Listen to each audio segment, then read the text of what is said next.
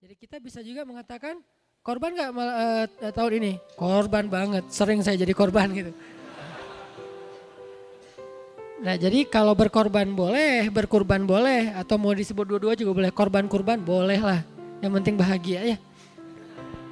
Cuman dalam versi Arab lebih sering diistilahkan dengan udhiyah, adha, tadhiyah atau korban. Kalau di Indonesia tergantung lamanya hijrah. Kalau baru hijrah berkorban. Kalau udah lama hijrah berkurban. udah Arab gitu. Ya, padahal sama aja sih. Mau lama mau sebentar tetap aja namanya udhiyah, tadhiyah. Dan tadhiyah ini sesuai dengan namanya. Jadi kita udah tahu nih kenapa disebut dengan berkorban atau tadhiyah, kenapa disebut dengan berkurban. Sehingga yang paling penting dari ibadah ini adalah bukan istilahnya. Yang paling penting dari ibadah ini adalah filosofi dan goalsnya. Sehingga ketika misalnya kita menyebut salah satu atau kita mengakui dua-duanya sebagai sebutan yang boleh, maka kita harus mencoba untuk benar-benar mengambil hikmah dari filosofi penamaannya. Kita kemudian mentarget, kita harus mendapatkan goals dari ibadah ini. Karena kalau kita hanya sekedar menumpahkan darah hewan, kemudian mendistribusikan daging-dagingnya, maka kata Allah Subhanahu wa taala tidak akan sampai kepada Allah daging dan darah hewan itu. Tidak sampai kepada Allah daging dan darahnya. Kalau gitu gak usah nyembelih Ustadz. Bukan kayak gitu maksudnya. Allah tetap menyuruh kita nyembelih, tapi yang sampai ke Allah itu bukan dagingnya. Yang sampai ke Allah itu bukan darahnya. Yang sampai kepada Allah adalah takwa di dalam hati kalian. Takwa di dalam hati kalian. Sekarang kita coba cari tahu nih, hubungan takwa dengan ibadah berkurban apa? Sehingga kita mencoba untuk bisa sampai ke target takwa. Sebagaimana ibadah puasa juga ada hubungannya dengan takwa. Semua ibadah emang hubungannya ujung-ujungnya goalsnya adalah takwa sih. Sebagaimana firman Allah di awal Al-Baqarah itu ayatnya, Ya ayyuhan nas, u'budu rabbakumul ladzi khalaqakum walladzina min qablikum la'allakum tattaqun. Wahai manusia, umum ayatnya. U'budu rabbakum. Beribadahlah kalian kepada Rabb kalian. Beribadah ini juga umum karena ini ayat kayak alinea pertama dari rangkaian ayat di bawahnya. Nanti di bawahnya kalau kita breakdown, sembahlah Tuhan kalian atau beribadahlah kepada Tuhan kalian, kita breakdown. Pointers satu-satu, satu sholat, tujuannya takwa. 2 puasa, tujuannya takwa. 3 haji, tujuannya takwa. 4 kan haji juga gitu. Wa tazawwadu fa inna khairaz zad at-taqwa. Bekalilah diri kalian untuk berangkat haji dan sebaik-baik bekal adalah takwa. Jadi semua ibadah sebetulnya dia media untuk membawa kita kepada ketakwaan. Jadi yang sampai kepada Allah itu takwa, bukan uang yang kita store ke lembaga haji ataupun kementerian haji atau ke travel, bukan. Uang kita nggak sampai kepada Allah. Berkurban, daging dan darahnya nggak sampai kepada Allah. Berpuasa, lapar dan hausnya nggak sampai kepada Allah. Buka puasa itu bukan untuk Allah. Hidangan-hidangan, takjil segala macam itu bukan untuk Allah. Sholat juga kayak gitu. Semuanya sampai adalah takwa, itu goalsnya. Tinggal nanti kita mempelajari secara filosofi apa pelajaran-pelajaran filosofis yang terkandung di dalam ibadah yang kita lagi lakuin yang ada hubungannya dengan takwa itu apa? Misalnya puasa. Puasa itu menjaga diri dari hawa nafsu. Menahan diri biar gak gampang marah. Karena orang biasanya kalau lapar gampang marah kan? Nah kalau laparnya udah bisa kejaga, insya Allah kenyang juga. Kalau kenyang kan kita malas marah ya, pengennya tidur kan? Kekenyangan bukan kenyang, kalau kenyang masih wajar. Kalau kekenyangan malas mau marah-marah, udah gak sanggup mikir. Ya udah pengen, ya udah lo terserah lo deh tidur. Kalau lapar tuh gampang marah tuh. Karena pengalaman saya di Mesir, orang Mesir itu di bulan Ramadan, perkelahian dan pertengkaran di jalan itu sekitar 3 kali lipat lebih banyak daripada hari-hari biasa. Itu sosial eksperimen saya pribadi. Ada aja tiap hari. Ya, kenapa? Jauhan, lapar. Oh ya udah oke. Begitu beres maghrib itu udah gak ada orang berantem. naik damri kalem-kalem aja pada gini-gini gayer-gayer gitu kan ya. Kenapa? Pada tunduh. Soalnya udah pada kenyang. Nah ini artinya berarti puasa itu melatih diri kita untuk bisa lebih sabar, terutama dalam mengendalikan hawa nafsu. Itu takwa. Itu filosofinya. Sehingga membawa kita kepada takwa. Takwa itu sendiri adalah sami'na wa ata'na. Takwa itu secara garis besarnya pasti kalau kita bedah tuh banyak pastinya. Dan ulama-ulama, ustadz-ustadz, dai-dai itu kadang-kadang membahas takwa dari angle-angle yang berbeda. Tapi kalau kita kumpulkan semuanya, inti dari takwa itu adalah sami'na wa ata'na. Itu inti dari takwa. Salat, hayya 'alas shalah.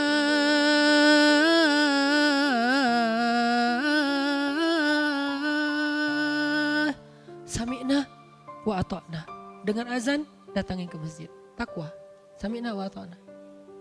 Kemudian haji, labbaik Allahumma labbaik, labbaik la syarika laka labbaik. Sami'na wa ta'ana. Kami penuhi panggilan Allah. Sami'na wa ta'ana, kami dengar, kami taat. Puasa. Hayya 'alas shalah.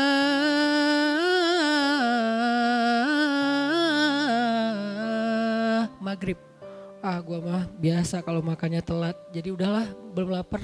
Enggak, lapar, maghrib ya buka.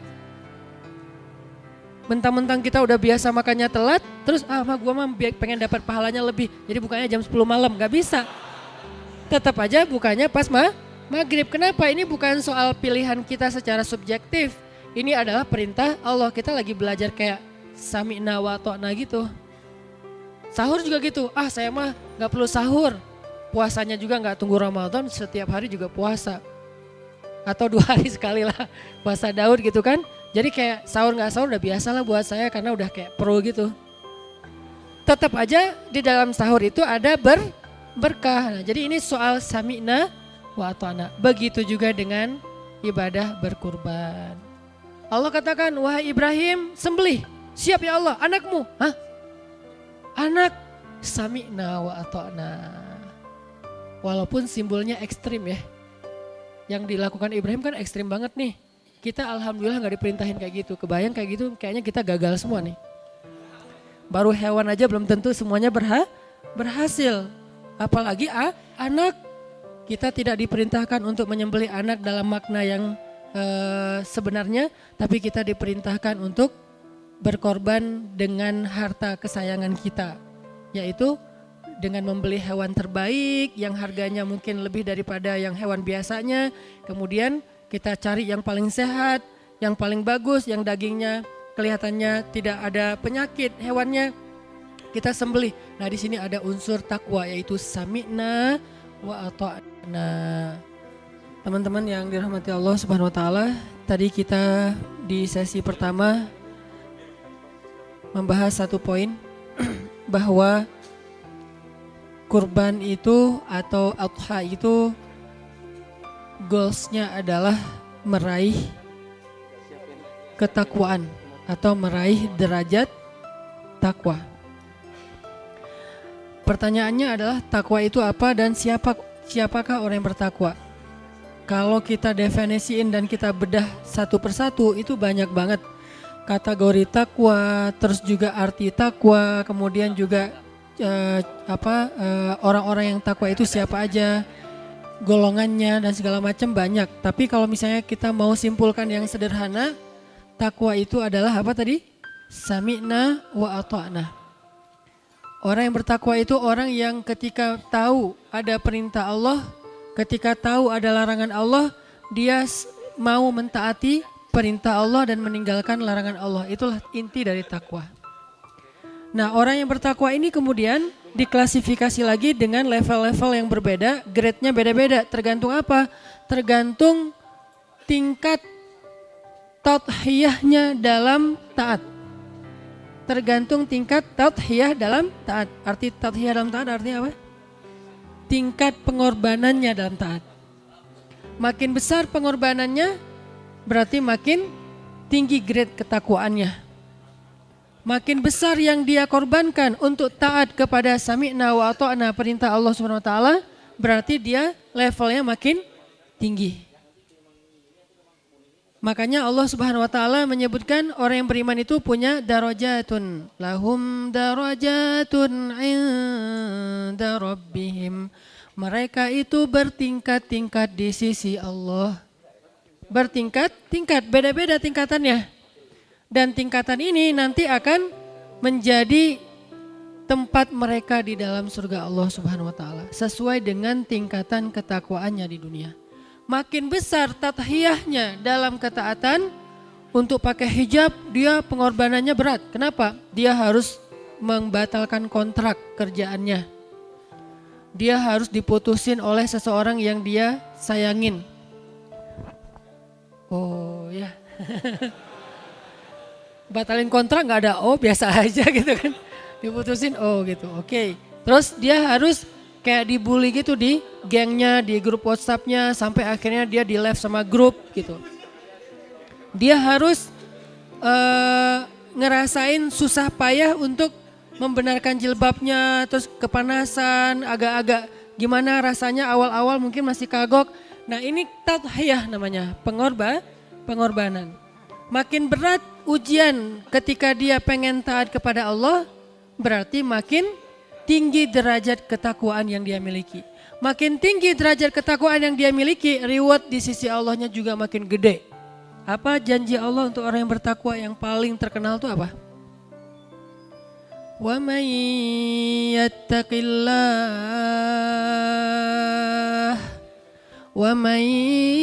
yattaqillaha yaj'al lahu makhraja wa yarzuqhu min haitsu la yahtasib.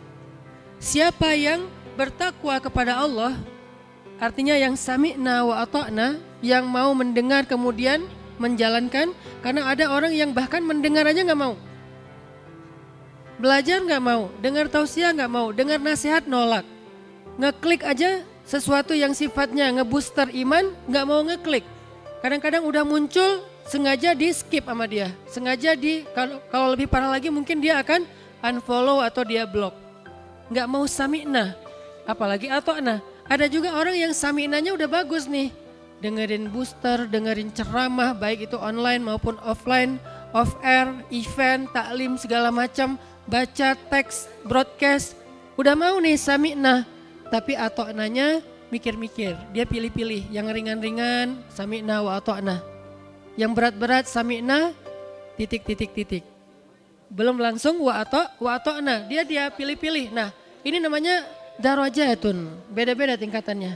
Makin dia sami'na wa ata'na walaupun berat, wa may yattaqillaha yaj'al lahu makhraja. Tenang aja, kesusahan dan pengorbanan yang kita alamin untuk bisa taat kepada Allah, nanti akan Allah bukakan jalan keluarnya. Makhraja, itu duluan yang Allah bahas. Sebelum Allah bahas yang lain, itu duluan. Kenapa?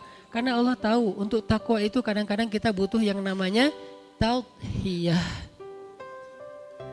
Sehingga janji pertama yang Allah tawarkan kepada orang yang bertakwa di surat At-Tolak itu apa? Makhraja, jalan keluar.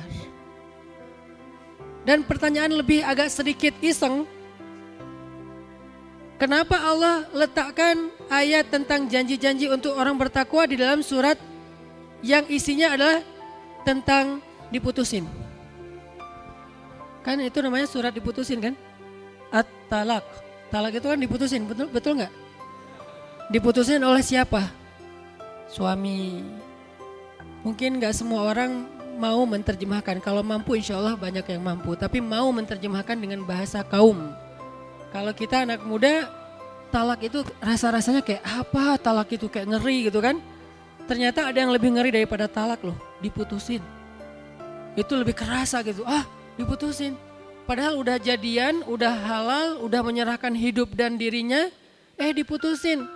Nah ketika diputusin, Allah tulis di dalam nasihat-nasihat tentang cara mutusin cewek. Ini ayat tentang cara mutusin cewek secara baik-baik. Ternyata mutusin juga ada yang fisabilillah gitu, keren. Kenapa kok diajarin Ustadz? Bukan diajarin cara mutusinnya, cara mutusin yang bisa balikan. Itu tuh keren banget tuh surat tuh. Kok jadi bahas itu sih Ustadz? Ini karena ayat takwa taruh di situ. Cara mutusin yang gampang balikan.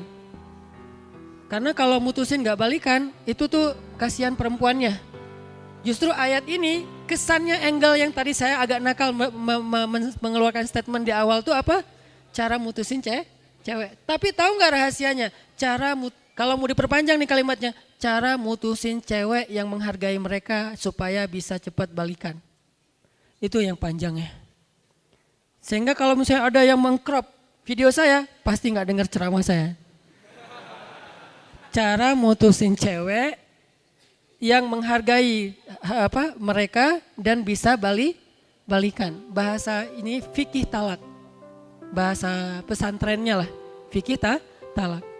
Apa yang terjadi waktu itu? Kalau kita baca cerita behind the scene ya, Rasulullah waktu itu mutusin Hafsah. Mentalak Hafsah, istri beliau anaknya Umar bin Khattab. Gak takut Ustaz sama Umar. Tuh kerennya Rasulullah ya. Umar yang takut sama Rasulullah.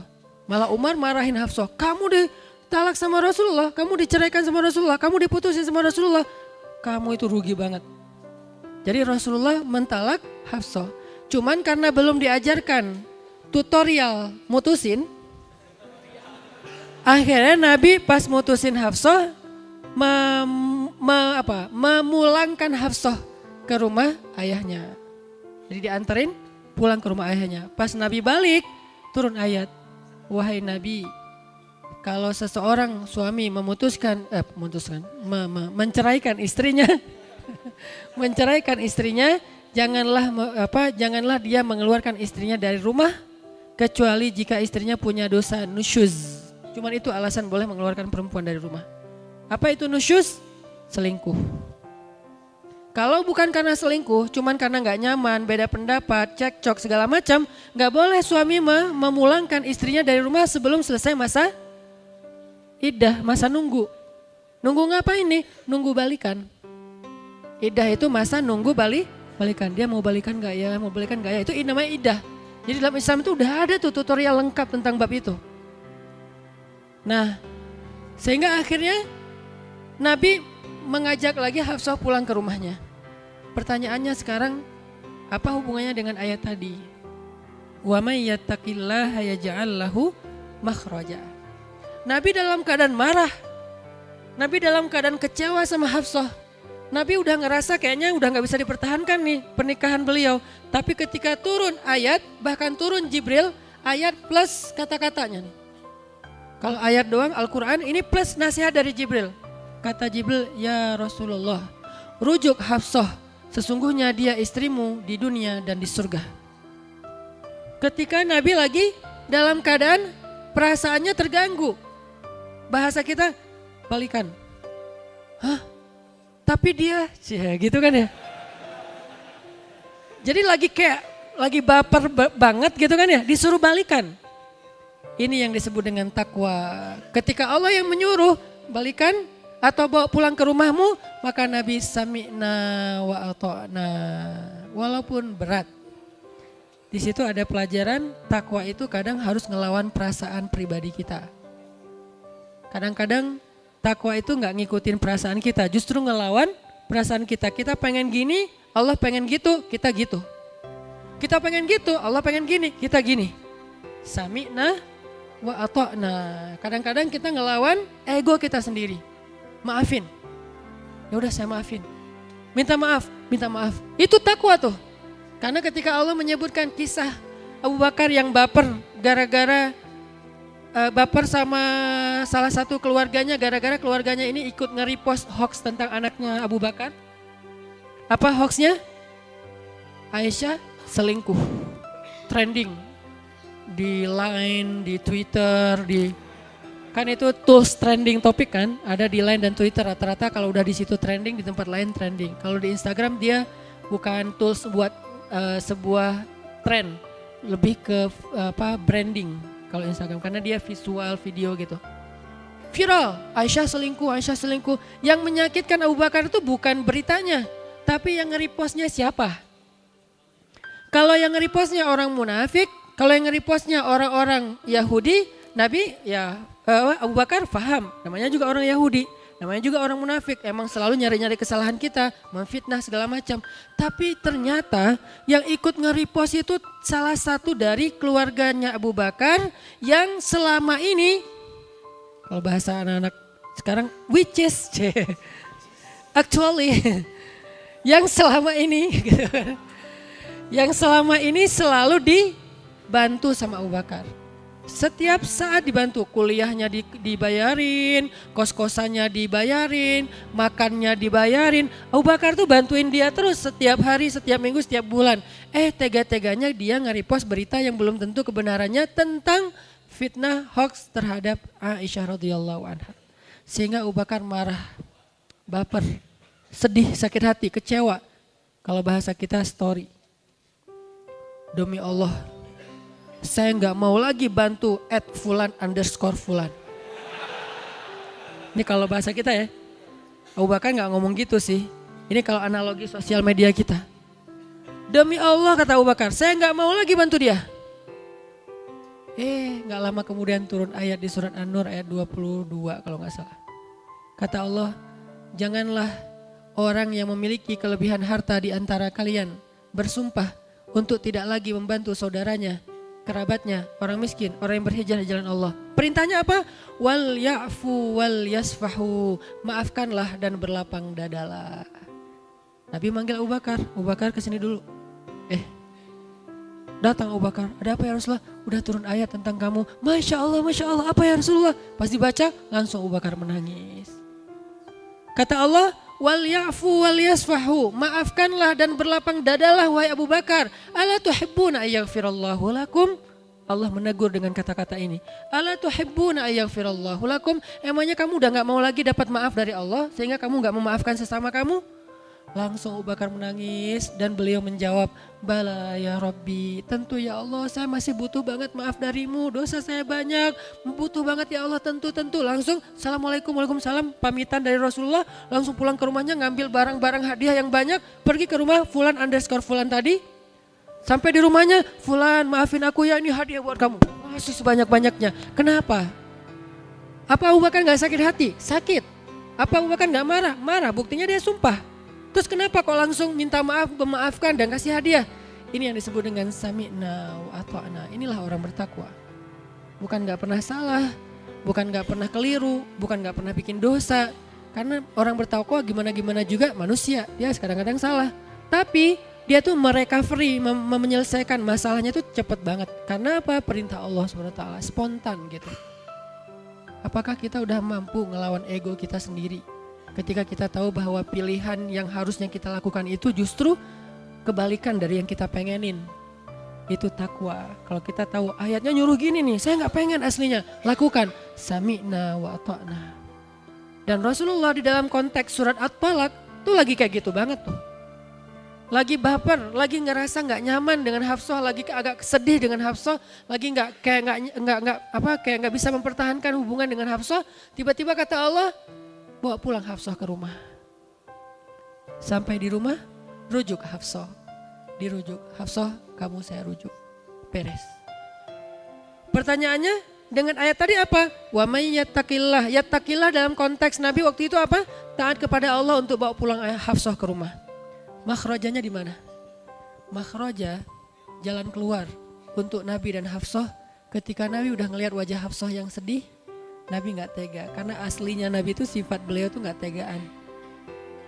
Tadi beliau mentalak Hafsah tapi tidak sanggup melihat wajahnya. Sekarang udah ada di depan beliau, melihat wajah Hafsah. Ya Hafsah, kita rujuk aja, kita balikan yuk. Beres, itu makhraja. Nah kalau kita ambil adegan itu, kita balikin kepada kehidupan kita sekarang, terutama yang udah punya pasangan, yang belum, kalau bisa jangan pernah sampai mengamalkan surat ini. Cukup aja surat Ar-Rum lah ya. Wa min ayatihi, itu mah kayak gimana gitu dibacain surat itu. Tapi surat At-Talaq kayaknya gak usah diamalin deh. Karena gak perlu sampai ada adegan tolak. Tapi kalau ternyata di luar dugaan kita, di luar perkiraan kita terjadi, maka Allah tuh udah siap-siap, udah ngasih kita sebuah tutorial gimana caranya biar kita dapat jalan keluar. Jalan keluarnya apa? Balikan, itu jalan keluar.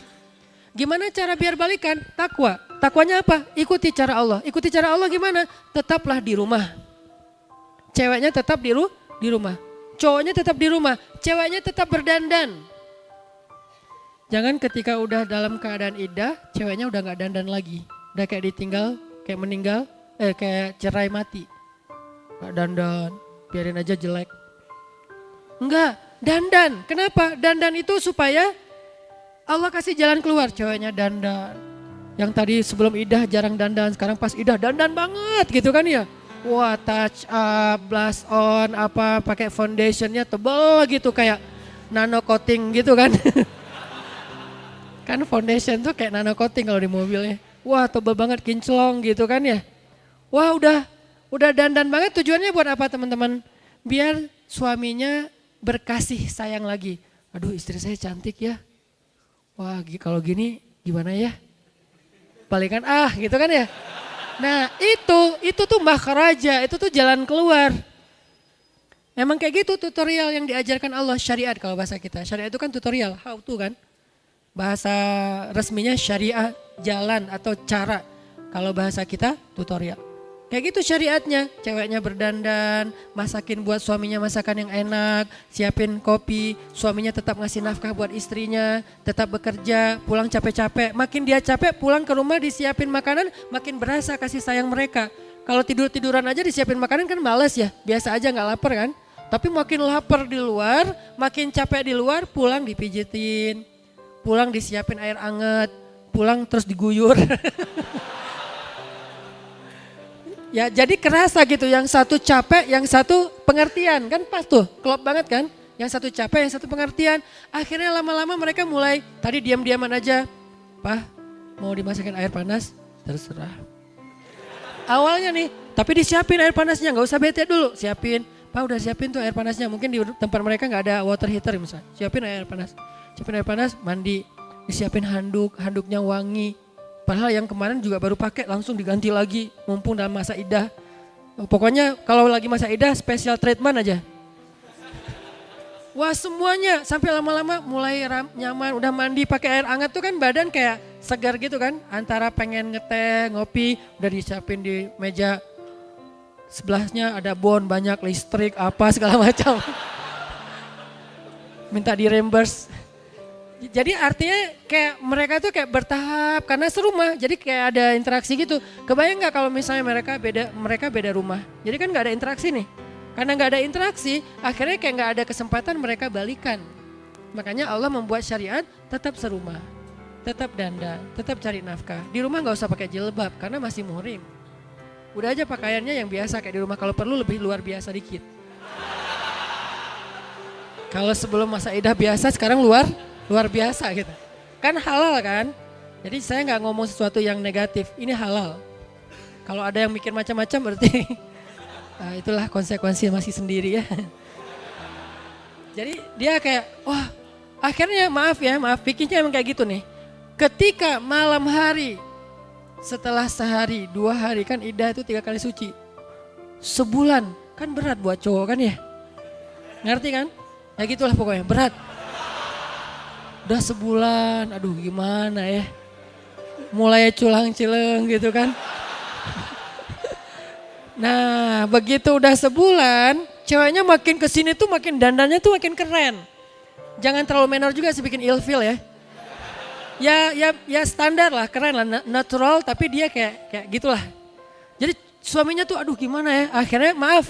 Kalau mereka dalam masa iddah itu suatu saat akhirnya suaminya datang kepada istrinya, lalu mempergaulinya secara terhormat, secara baik-baik, secara halal, maka otomatis mereka udah balikan, udah rujuk. Dan itu bahasa Al-Quran udah dapat jalan keluar. Apa jalan keluarnya? Mereka damai. Ustadz, saya agak penasaran nih. Pas mereka datang kayak gitu tuh, terus mereka ngomongnya, kita balikan yuk atau gimana Ustadz? Gak perlu akad, gak perlu, saya terima nikahnya, gak perlu. Kan kita udah cerai? Enggak. Begitu mereka melakukan hubungan suami istri secara terhormat dan halal, terjaga kesuciannya, maka saat itu juga mereka sudah rujuk. Kalau nyesel setelah itu yang penting udah rujuk.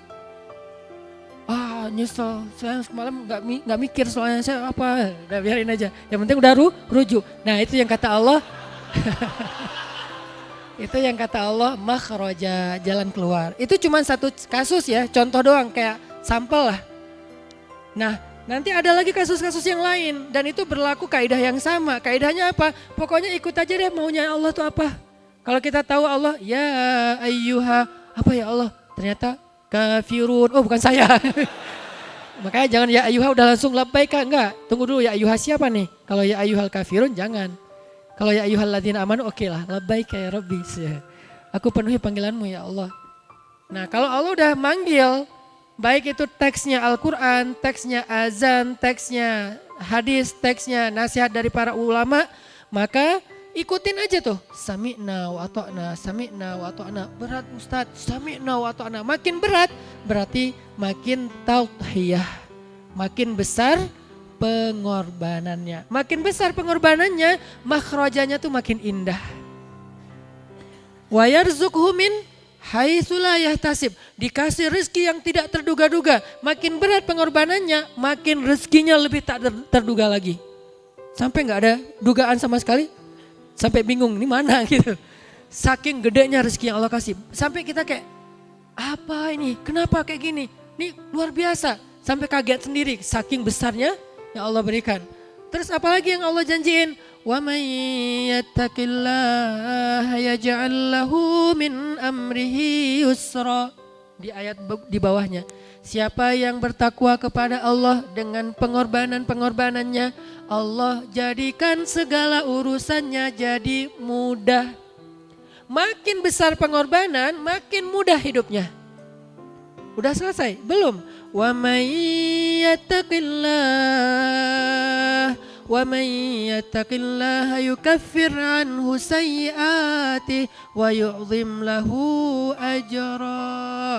Makin besar pengorbanannya, makin besar dosa yang Allah ampunkan untuk dia dan makin besar kebaikan yang Allah sediakan di akhirat untuk dia. Ini Allah janjikan untuk orang yang bertakwa. Makanya erat banget hubungannya antara takwa dengan tauhiyah. Sehingga kalau kita hubungkan, kita ambil filosofinya, tauhiyah itu lagi belajar berkorban fisabilillah. Jadi adha, ibadah idul kurban adalah belajar korban, berkorban di jalan Allah. Ustaz saya udah ngasih lebih dari itu, Ustaz saya udah sedekah sekian ratus juta, itu berapa sih sapi cuma 16 juta sekian misalnya? Bukan soal jenisnya, bukan soal berapanya, soal sami'na wa ata'na. Allah nyuruh kita untuk berkorban dengan hewan. Walaupun kalau kita baca sejarahnya, itu tadhiyah yang paling besar tuh yang dilakukan Nabi Ibrahim. Dan Nabi Ibrahim gak pernah tahu kalau nanti suatu saat Allah ganti dengan seekor sembelihan yang azim, yang besar. Gak ada Nabi Ibrahim, tenang aja Allah pasti ganti, saya yakin. Gak mungkin Allah tega sama saya, enggak. Bukan Nabi Ibrahim suuzon juga ke Allah, bukan juga. Tapi maksudnya ya gimana perintah ya udah ikutin aja. Enggak kepikiran juga di Nabi Ibrahim nanti Ismail, enggak lah ini enggak akan mungkin. Udah gua taruh aja misalnya pisaunya di leher Ismail. Pasti bentar lagi juga keluar tuh dari batu hewannya. Sambil taruh gini sambil ngelirik batu. Kok belum keluar ya? Enggak. Itu mah akal-akalan kita ya dalam ketaatan kita. Nabi Ibrahim tuh murni karena beliau orangnya hanif. Tahu enggak orang hanif itu artinya apa? Ya gitu. Nggak mikir macam-macam, nggak gampang suuzon, nggak licik, itu hanif tuh. Nggak polos juga, tapi maksudnya lurus gitu. Akal dan hati beliau itu nggak terkotori dengan wasawis, dengan zunun, dengan godaan, dengan prasangka, nggak ada sama sekali. Ya Allah perintahkan nyembelih anaknya, ya udah. Dzabahul walad, menyembelih anaknya. Wahai Ismail, dalam bahasa yang sangat sedih. Wahai anakku tersayang. Itu ngomongnya itu Ismail disuruh duduk di sebelah Ibrahim, diusap-usap kepalanya karena Ismail waktu itu masih kecil kan, diusap-usap kepalanya. Saya kebayang aja anak saya digituin terus kayak anak saya taruh di pondok pesantren aja buat saya kayak berat banget gitu. Dulu waktu Aisyah kelas 1 SD itu Umi mau naruh Aisyah di pesantren tahfiz di Kudus, lebih tepatnya Kudus, di Kudus. Ada pesantren tahfiz Kiai Arwani di sana, kebenaran keluarga besar Umi masih ada hubungannya dengan Kiai di sana. mau ditaruh di sana kelas 1 SD. Kan buat saya kan berat banget tuh. Tapi karena Umi maksa-maksa, ya udah deh saya anterin naik mobil. Kita dari Bandung ke Kudus naik mobil. Pas sampai di sana kita malam tahajud biar besoknya ujian tes kelulusan gitu. Penerimaan siswa baru. Malam doa, Umi doa, saya doa. Umi doa, ya Allah mudah-mudahan besok Aisyah diterima. Saya, ya Allah mudah-mudahan ditolak. Kita sama-sama doa, tapi beda. Kenapa? Saya kayak gak rela gitu jauh dari anak. Karena saya senang banget dengan family life kayak gitu. Jalan, nongkrong bareng anak, ngapain pokoknya sederhana tapi kayak pokoknya bareng lah gitu. Jadi Umi doa-doa, nangis-nangis, ya Allah mudah-mudahan Aisyah bisa mondok di situ. Ya Allah please jangan mondok di situ. Terus alhamdulillah untuk kesekian kalinya besoknya Allah mengijabah doa saya.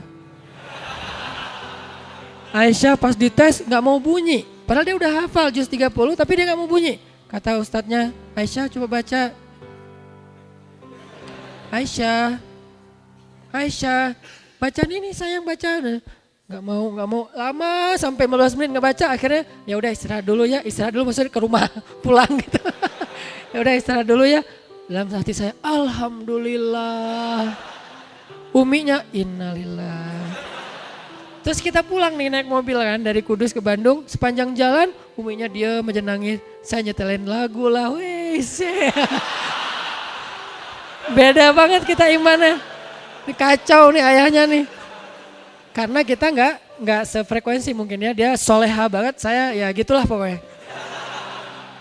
Nah kemarin Aisyah udah kelas 6 SD. Janji saya jangan SD deh, SMP aja. Nah pas udah kelas 6 SD kemarin lulus, masuklah pondok pesantren yang ada di Bandung sebetulnya nggak jauh. Tapi bisa ketemu sebulan sekali doang, jadi kayak sama aja kayak jauh gitu. Saya udah nyari-nyari cara, modusnya apa? Nganterin obat, biar bisa ketemu anak. Katanya titipin aja ke TU Pak. Wah. Terus Aisyah kayak bibirnya sariawan. Aisyah tuh bibirnya kalau kayak gitu tuh harus ke dokter. Saya punya dokter langganan saya. Udah kasih madu aja Pak. Aduh Jadi tetap gak bisa ketemu sebulan sekali. Itu aja buat saya tuh udah kayak pengorbanan berat banget. Kebayang gak Ismail? Saya hanya membayangkan itu aja nih. Baru pengorbanan kecil-kecilan receh banget lah ya. Naruh anak di pondok. Dan kebenaran dua-duanya lagi sekaligus. Maryam kelas 5, Aisyah kelas 1 SMP. Dua-duanya sekaligus masuk ke pondok tahfiz. Ketemunya sebulan sekali. Jadi saya bilang buat saya kalian semua itu adalah baterai. Karena sekian jadi dibagi gitu. Jadi kalau ada satu orang yang pergi, baterai saya hilang 10%. Sekarang saya baterainya hilang 20% saya bilang. Jadi kalau kamu ngelihat saya kayak agak kurang semangat hidup gitu. Itu karena baterai saya berkurang 20%. Gak bisa ngedownload yang berat-berat gitu kan karena kuotanya lagi terbatas. Itu selama sebulan lah ya, berat gitu. Alhamdulillah kemarin saya disuruh tausiah sebagai wali murid, wajib kan. Disuruh tausiah di pesantrennya Aisyah, saya langsung yes gitu kan ya. Wah tausiah kan bisa ketemu sama ustadznya, ustadz kan saya tausiah ya. Saya biasanya kalau tausiah itu harus tahu gimana kondisi di tempat itu dulu. Jadi saya gak bisa datang mepet-mepet gitu. Tausiahnya Isya, datangnya jam 9 pagi. Ustadz udah datang, ya biar lebih nyaman. Jadi saya kayak menghayati dulu kondisi masjidnya kayak gimana apa. Ngelihat anak saya lewat, Aisyah, Baba gitu. Sini, gak bisa. Aduh itu mah berat banget.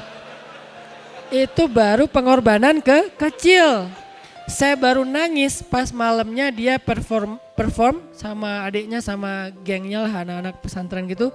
Perform tentang lagu tahfiz Al-Quran bahwa lagunya kayak himne gitu sedih gitu ya. Kami telah bertekad untuk punya satu harapan yaitu ingin menjadi hafiz Al-Quran. Karena kami ingin memberikan mahkota untuk orang tua kami. Itu sebagai tanda kasih sayang kami kepada orang tua. Aku cinta ayah, aku cinta ibu gitu kan. Wah itu saya langsung lemas. Saya emang kurang soleh nih. Pulang dari situ istighfar ya Allah ya udah saya ridho sekarang ridho. Tapi jangan jauh-jauh di Bandung aja ya Allah. Mudah-mudahan cepat hafiz biar beres langsung lulus balik ke rumah gitu kan ya. Saya doain sekarang ya Allah saya nggak ngedoain mereka nggak betah tapi saya ngedoain mereka cepat hafiz. Mudah-mudahan 6 bulan juga udah beres gitu kan. Walaupun kurikulumnya sih 6 tahun. Siapa tahu kan keajaiban ya 6 bulan hafiz udah pulang ke rumah kita seru-seruan lagi gitu. Nah, artinya itu kayak gitu aja berat. Dulu saya pernah kehilangan anak. Di mana? Di Jogja Kepatihan. Kan dulu saya rumahnya di Dewi Sartika kan. Main nih ke Jogja. Pas mau lebaran, jadi beli-beli kayak baju lebaran gitu sama istri. Anak baru satu, Aisyah. Pas jalan ke Jogja, ke Kepatihan, Aisyah minta beli kayak apa gula-gula, apa tuh gula, permen gula itu ya. Gulali ya. Bukan gulali, kembang gula. Kalau gulali kan yang itu. Ini yang kembang gula. Baba pengen itu, baba pengen itu. Jangan sakit gigi. Jalan lagi, lihat kayak jajanan. Kan itu sepanjang jalan Dewi Sartika banyak jajanan tuh. Baba pengen itu. Jangan, itu gak sehat. Baba pengen itu, mahal. Baba, semua gak boleh. Akhirnya dia ngambek. Begitu naik ke lantai atas tuh baju anak-anak tuh waktu itu.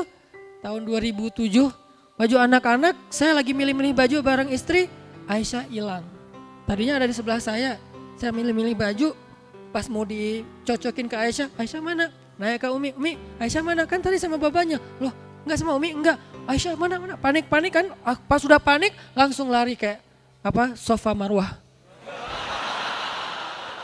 Kayak Siti Hajar gitu. Ke ujung sana. Wah, lari. Sampai akhirnya saya kayak, "Hah, Aisyah."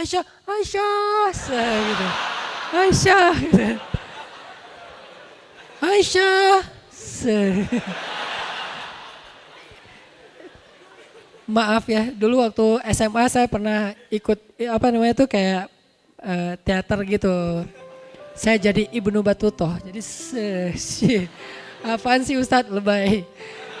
Jadi saya manggil Aisyah kayak benar-benar itu demi Allah panik banget. Karena saya kayak koran gitu cerita penculikan anak lah, anak hilang segala macam kan jadi kayak jantung copot gitu kan. Aisyah.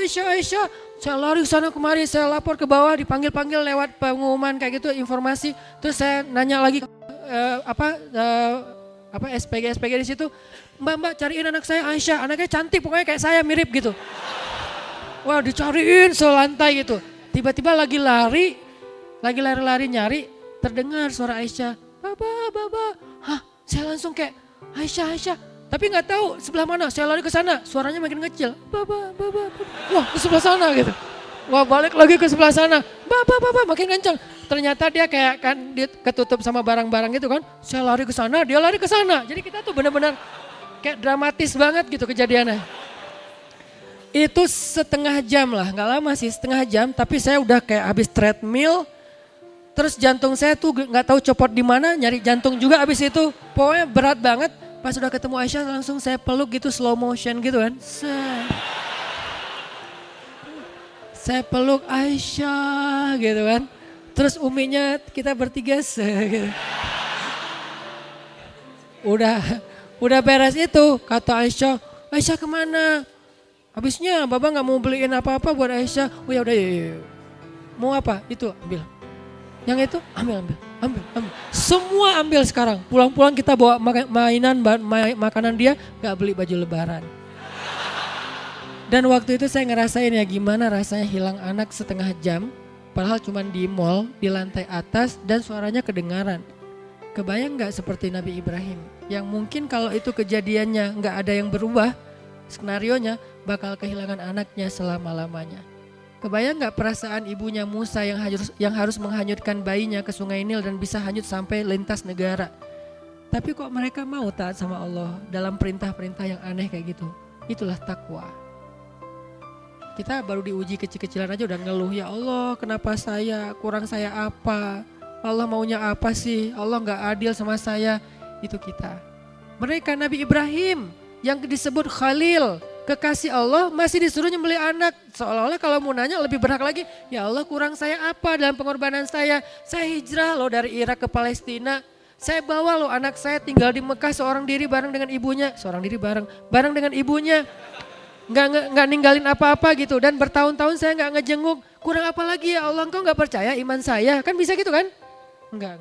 Allah perintahkan sembelih anakmu sami'na wa ata'na. Walaupun diusap kepala Ismail, ya bunayya, sambil nahan air mata menggenang di sini. Tapi itu bukan emoticon ya, benar menggenang ya. Kan ada tuh emoticon yang menggenang di sini gitu. Terus ekspresinya gini. Nah itu emoticon. Nabi Ibrahim menahan air matanya diusap kepala Ismail, ya bunayya. Kalimat ya bunayya itu tuh harus kita pahami dengan angle storytelling. Jangan angle kajian ilmiah. Ya bunaya secara bahasa artinya, aduh kurang dapat ceritanya. Ya bunaya kalau dilihat dari sisi perasaan, itu panggilan ketika seseorang tuh lagi dalam keadaan perasaannya tuh dalam banget, terus kayak kehilangan banget, terus kayak sedih banget gitu. Itu panggilnya ya bunaya. Kalau lagi biasa ya Ismail. Kalau lagi biasa lagi anaknya gitu. Tapi ini lagi kayak dalam banget gitu perasaan Ibrahim, kayak takut banget kehilangan Ismail dan lagi ngerasa sedih banget, manggilnya ya bunaya. Makanya saya lebih suka mengimajinasikan cerita sejarah lewat storytelling daripada kajian-kajian ilmiah sejarah. Lahir sekian, meninggal sekian, perang tahun ini, jumlah pasukan, itu namanya data sejarah, bukan kisah sejarah. Kita kalau cuma dengar data sejarah, kita tuh nggak dapat feel apa-apa. Jadi kayak nggak dapat apa-apa dari sejarah. Kenapa kita nonton film-film Hollywood itu sampai 4 jam kita nggak keluar dari ruang studionya? 4 jam Endgame. Kok kuat gitu? Karena dia kayak story-nya tuh bagus banget sampai kita terlibat nonton film. Misalnya kayak yang horor, kita sampai kaget-kaget sendiri gitu kan ya. Nonton film sedih kita jadi kayak sedih sendiri, nonton film thriller kita jadi kayak gregetan sendiri karena dia menyajikannya dalam adegan. Nah, sirah kita kurang banyak storyteller dalam dakwah kita tuh. Sehingga ketika menyampaikan sirah agak kurang storytelling. Jadi orang dengar sirah tuh kayak kaku, bosan banget sih bahas sahabat atau para nabi. Nabi Adam, beliau adalah, nah ini kalau udah mulai beliau adalah berarti definitif. Sementara dalam bahasa cerita langsung masuk ke konflik, langsung masuk ke adegan. Kan saya dulu serius belajar sastra, saya nulis novel, saya nulis cerpen. Tapi nggak dibukuin, kenapa? Karena isinya curhat. Daripada ketahuan ya udah nggak usah dibukuin. Tapi banyak dan saya jadi juri penulisan cerpen dan novel. Jadi saya kalau baca tulisan orang nggak mau baca semuanya, baca di awalnya aja. Kalau di awalnya pada suatu hari langsung coret. Kalau di awalnya pengenalan tokoh langsung coret. Awal tuh konflik langsung. Dan itu Al-Quran gitu banget. Coba baca surat Yusuf. Awalnya apa? Konflik. Apa konfliknya? Bahwa matahari, bulan, bintang sujud kepadaku. Itu kan klimaks dari konfliknya kan. Lalu dikisahkan ke ayahnya. Ayah aku mimpi ini. Kata ayahnya apa? Konflik juga tuh. Jangan ceritain ke kakakmu. Nanti kamu akan dicelakai. Konflik kan. Baru kemudian mulai dari alur awal. Diajaklah Yusuf untuk menggembala segala macam. Jadi kayak alur itu dipakai loh sama Al-Quran, pas sampai di tangan kita jadi kaku. Karena kita nggak belajar tentang storytellingnya Al-Quran dan Sunnah. Nah saya ketika mengisahkan ini bukan mau lebay, bukan mau ditambah-tambah, enggak. Ini diambil dari kata-katanya, pemilihan diksi itu tuh mempengaruhi loh. Kenapa Ibrahim bilang ya bunayya? Itu bukan ya bunayya, bukan gitu cara bacanya. Karena itu khutbah Idul Adha. Enggak, ya bunayya, diusap kepala Ismail. Ini anak baru ketemu sehari setelah sekian tahun berpisah. Kebayang ya perasaannya? Saya kalau lagi umroh 10 hari aja pulang ke rumah itu kayak malam itu gak mau tidur. Mau ngeliatin wajah anak aja, biarin dia aja yang tidur. Saya tidur di sebelahnya maksudnya. Jadi maksudnya kayak aduh ini udah 10 hari apa segala macam. Ini nih baru ketemu sehari setelah sekian tahun terus disuruh perintahkan untuk wafat. Disembelih dengan cara disembelih berat banget sehingga Ibrahim tuh dan Ibrahim tuh bukan kita yang mungkin hatinya agak keras. Ibrahim tuh hatinya lembut banget. Kalau kita aja baper, Ibrahim lebih baper lagi tuh. Paham ya kondisi perasaan Ibrahim? Ya bunayya, aku bermimpi dan kamu tahu mimpi itu wahyu karena ayah seorang nabi. Ayah diperintahkan untuk melakukan sebuah perintah Allah. Apa sih ini? Ya diperintahkan gitu ya. Kata anaknya, apa wahai ayah? Ayah diperintahkan untuk menyembelih engkau. Ismail tuh enggak, ayah mimpi. Enggak. Jadi gara-gara mimpi, enggak gitu. Ismail tuh soleh. Ayah, aku enggak salah dengar kan? Itu bukan Ismail. Ismail tuh paham banget dan mereka tuh elegan lah ya, cara komunikasinya elegan, nggak ada canda-canda yang nggak penting. Jadi ketika Ibrahim bilang, aku diperintahkan menyembelihmu wahai anakku tersayang lagi, ya bunayya. Terus Ismail jawabnya juga gitu, baper berat. Bahasanya apa? Ya abati. Ya abati itu kasih sayangnya juga dalam. Wahai ayahku tersayang. yang baru ketemu, aku masih kangen banget sama ayah. Aku belum pernah ngerasain hidup tumbuh bersama ayah, selama ini sama ibu aja. Aku belum pernah main sama ayah, berburu bareng dengan ayah seperti anak-anak yang lain. Baru juga sehari ketemu dengan ayah, itu perasaan yang tidak dia ungkapkan kecuali dengan satu kata, ya abati. Ibrahim juga begitu, wahai anakku, ayah tahu, ayah baru ketemu kamu dari sejak kamu kecil tuh ayah udah ninggalin kamu, ayah kangen banget sama kamu, ayah pengen ngajak kamu ke masjid, kita bangun masjid berdua, kita berburu bareng, kita main bareng, kita tidur cerita-cerita tentang para nabi sebelum tidur. Wahai anakku, ayah masih kangen sama kamu, baru juga sebentar kita ketemu, tapi Allah perintahkan ayah untuk menyembelih kamu. Wahai ayah, aku masih kangen sama ayah, aku pengen ngerasain seperti anak-anak yang lain yang normal punya ayah mereka. Kalau mereka jalan kemana dipegangan tangan sama ayahnya, naik keledai boncengan sama ayahnya. Ya abati, tapi gak apa-apa ya ayah, lakukan perintah Allah. Ini kebayangnya solehnya dua orang ini dahsyat banget nih. Lakukan perintah Allah ya ayah, aku akan bersabar. Ibrahim mendengar cerita itu makin sayang sama Ibrahim, sama Ismail dan makin berat hatinya. Kalau anaknya protes-protes mungkin agak sebel dikit ya, kamu udah tahu perintah. Ini nih kan orang kadang-kadang makin dibenturin kan makin jadi kan. Ini enggak, makin dia kayak nurut, makin dia pasrah itu kan makin gak tega kan. Itu tuh berat banget loh buat Ibrahim. Terus mereka berdua pagi-pagi jalan gak ngomong-ngomong ke Hajar. Kalau akan ada adegan itu, Hajar kirain Ibrahim mau ngajak Ismail berburu. Bawa golok, bawa apa, dikirain mau berburu, jalan. Pas sampai di daerah Mina, Ismail bilang, ayah, asah pisaunya yang tajam biar aku gak kesakitan. Diasah sama Ibrahim, asah yang tajam setajam mungkin. Ayah pakai penutup baju ya biar nanti darahku tidak mengenai baju ayah, kelihatan sama ibu, nanti ibu jadi sedih. Ditutup sama Ibrahim bajunya biar nggak kena darah. Jadi di sini ada adegan-adegan kecil yang jarang dibahas, menunjukkan bahwa kedua-duanya yakin bahwa adegan penyembelihan bakal terjadi. Nggak menduga ada seekor hewan sembelihan, nggak sama sekali. Ketika dibaringkan Ismail di atas batu, sekarang tuh ada di daerah antara Mina sama Muzdalifah, ada sebuah bukit namanya Jabal Kurban. Kalau yang pernah umrah tuh ada pas pulang dari Arafah sebelah kiri dia di atas ada kayak tugu gitu, namanya Jabal Kurban. Di situ posisinya dibawa ke atas, ditaruh di atas batu. Ismail udah berbaring, ditutup wajah Ismail karena nggak tega ngelihat wajah anaknya. Ismail itu nabi loh, aura wajahnya itu soleh banget, teduh banget, semua orang sayang pasti. Apalagi Ismail keturunan kakeknya Nabi Muhammad pasti paling keren udah.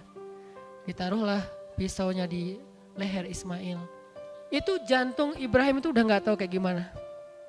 Itu perasaan Ismail tuh udah gak tahu kayak gimana. Terakhir tahu gak apa jawaban kata-kata Ismail yang bikin makin berat tuh. Ayah, sampaikan salam buat ibu ya. Bilang aku cinta sama ibu. Wah udah. Tapi gimana pun berkecamuknya perasaan Ismail, berkecamuknya perasaan Ibrahim, yang namanya perintah Allah sami'na wa ata'na gak boleh berubah. Gak boleh berubah. Kenapa sih Allah ngambil simbolnya berat banget sih? Biar kita selalu tahu bahwa kayak gitu aja gak boleh berubah. Apalagi yang ringan gitu. Yang udah seberat itu aja gak berubah sama sekalian. Itu disebut dengan istiqomah, konsisten. Komitmen. Nah akhirnya Ibrahim naruh pisaunya di leher Ismail.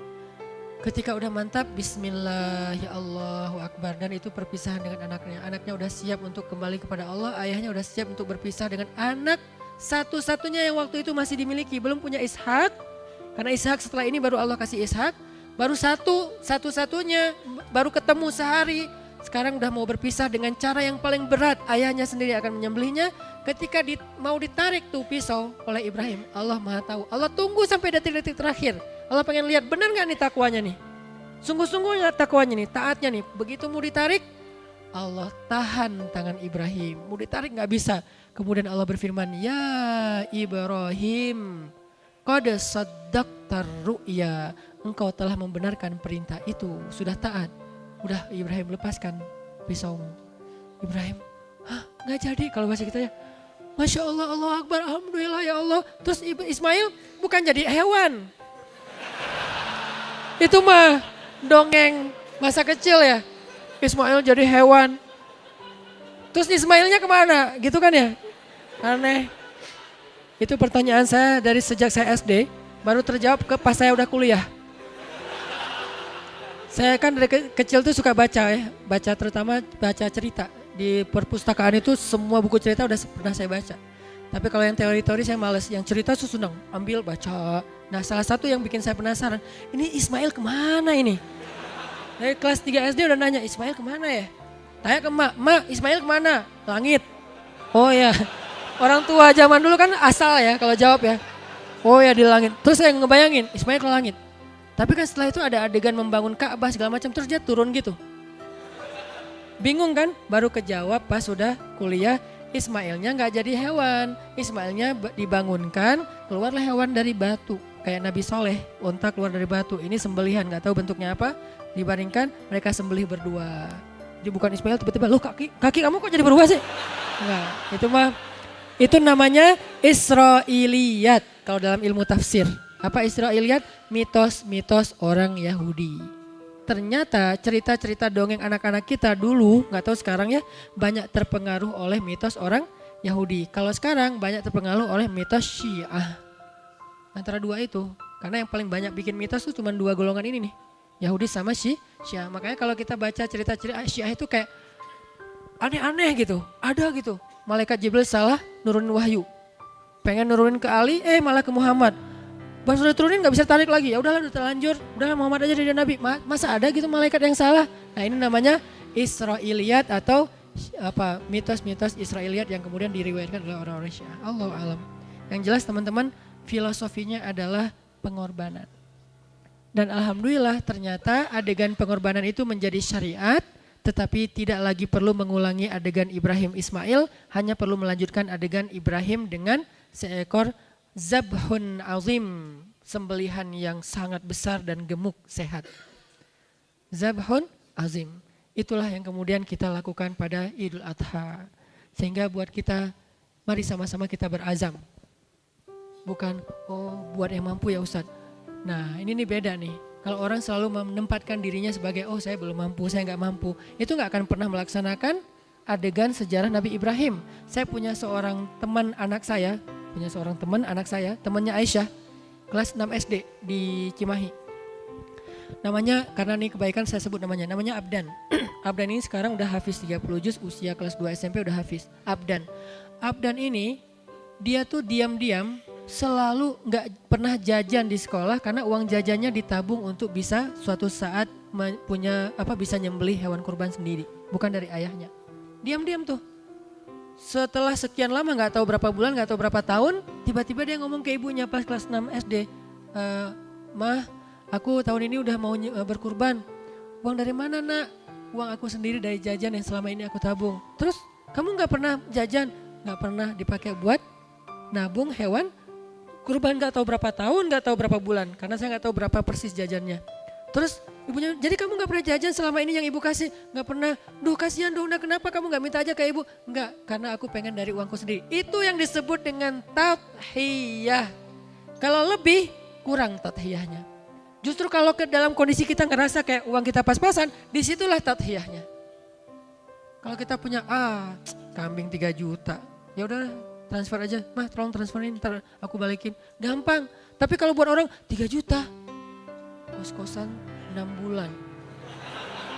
Mikir gitu kan? Nah ketika kita bisa melakukannya walaupun berat, disitulah kita dapat nih filosofi dari ibadah itu sendiri. Dan insya Allah sampai mendidik kita ke arah takwa.